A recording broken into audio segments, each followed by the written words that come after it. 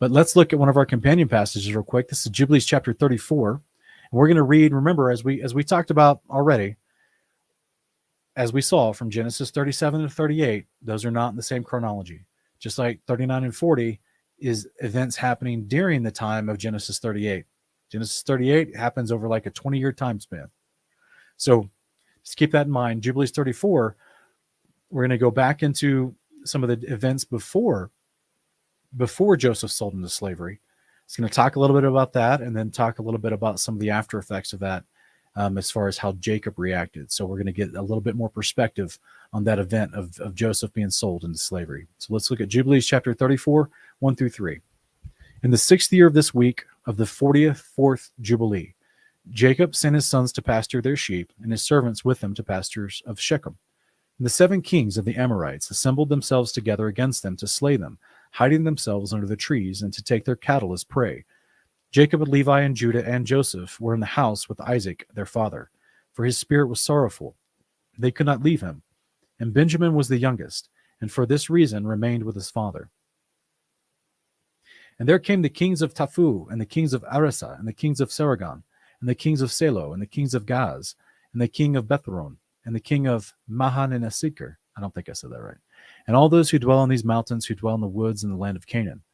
They announced this to Jacob, saying, Behold, the kings of the Amorites have surrounded your sons, and plundered their herds. And he arose from his house, he and his 3 sons, and all the servants of his father, and his own servants, and he went against them with 6,000 men who carried swords. So this is a big deal, guys. So we got Jacob, Judah, Levi, and Joseph, plus the servants of Jacob's household, plus the servants of Isaac's household. These are the descendants of the servants of the 318 men that Abraham had with him back in Genesis 14. So warriors who beget warriors living amongst these ridiculous warrior sons of Jacob. So the kings of the Canaanites, or the Amorites, living in the land of Canaan, they made a bad decision to start trouble with Jacob. And so here he is. He assembles his men, and they're going to go after these Amorite kings. Verse 7, Jacob slew them in the pastures of Shechem, and pursued those who fled. And he slew them with the edge of the sword. And he slew Arisa, Taphu, Saragon, Selo, and Amani Sakir, and Gagas. And he recovered his herds. He prevailed over them, and imposed tribute on them, that they should pay him tribute, 5 fruit products of their land. And he built Rebel and Tamnateres. And he returned in peace, and made peace with them, and they became his servants, until the day that he and his sons went down into Egypt. And in the 7th year of this week, he sent Joseph to learn about the welfare of his brothers from his house to the land of Shechem. And he found them in the land of Dothan. And they dealt treacherously with him, and formed a plot against him to slay him. But changing their minds, they sold him to Ishmaelite merchants. And they brought him down into Egypt, and they sold him to Potiphar, the eunuch of Pharaoh, the chief of the cooks, priests of the city of Elu. And the sons of Jacob slaughtered a kid, and dipped the coat of Joseph in the blood, and sent it to Jacob their father on the 10th of the 7th month. And he mourned all that night, for they had brought it to him in the evening. And he became feverish with mourning for his death. And he said, An evil beast has devoured Joseph. And all the members of his household mourned with him that day, and they were grieving and mourning with him all that day. And his sons and his daughter rose up to comfort him, but he refused to be comforted for his son. And on that day Bilhah heard that Joseph had perished, and she died mourning him. And she was living in Karfratif, and Dinah also, his daughter, died after Joseph perished. So just real quick, guys, in case you didn't notice there, that's Bilhah. Remember what we talked about last portion. Now Reuben, he took Bilhah and he disgraced her and acted like he was Joseph and slept with her one night, and it was discovered the next morning. Jacob, he acted like he was Jacob, his father. Jacob never went and Jacob never had relations with Bilhah again after that. And in fact, according to Jubilees 34:15, he actually sent her to live in another city. So she's not even hanging out with him anymore, which is interesting. And as we just read from the previous chapters, it says that or the previous verses, after Jacob and the boys took out the Amorite kings, they built some cities, or they rebuilt some cities. One of the two. It looks like they built them. So this is what we kind of picked up from previous story portions as well. Jacob and Isaac extremely wealthy. Abraham as well. But as that wealth is passed down and their wealth grows with Isaac and Jacob, these people, they had Abraham's tower near Hebron, near Kiriath Arba, which I believe is where Isaac was.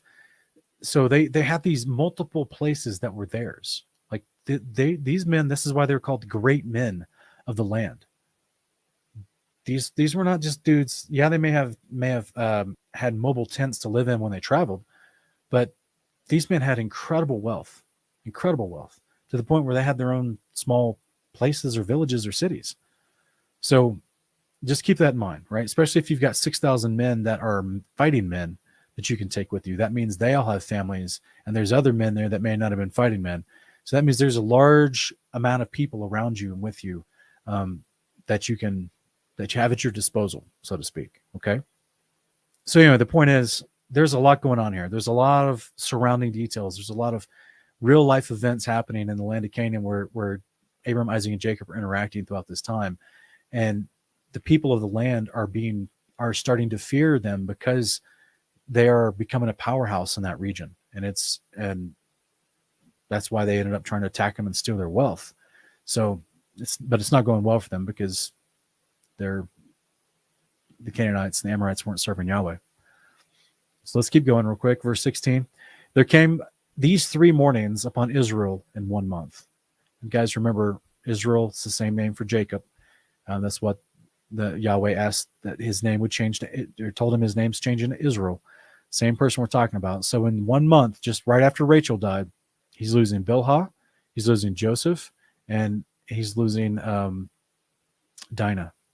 So this is a rough time for Jacob. They buried Bilhah over against the tomb of Rachel, and Dinah also, his daughter, they buried there. And he mourned for Joseph 1 year and did not cease, for he said, let me go down to the grave mourning for my son. And for this reason it's ordained for the children of Israel that they should afflict themselves on the 10th of the 7th month. That's the Day of Atonement.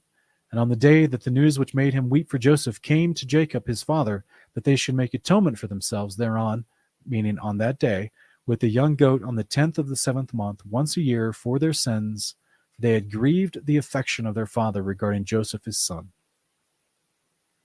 And this day has been ordained that they should grieve thereon for their sins, and for all their transgressions, and for all their errors, so that they might cleanse themselves on that day once a year.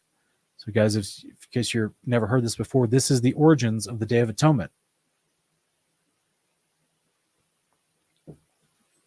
It is a day that they would grieve for their sins.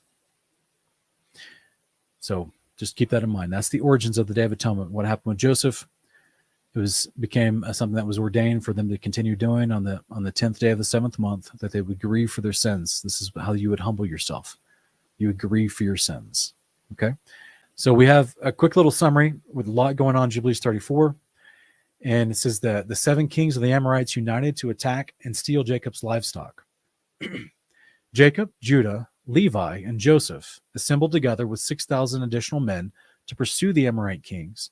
They were victorious and caused the Amorite kings to become tribute until the day Jacob left for Goshen. After believing Joseph was mauled by a wild beast and having guilty brothers bring him Joseph's blood-stained coat, Jacob mourned on the Day of Atonement every year in humility and awareness of sin. Within a short span of time, Jacob loses Rachel, Joseph, Bilhah, and Dinah. And after Joseph was sold into slavery, the remaining 11 sons of Jacob took wives for themselves over the next 20 years. So do you guys see how with that summary, as I've been explaining to you for the past few chapters, as well as Jubilees 34 and the theological rabbit tail with the Testament of Joseph, these things were happening over a period of 7 years.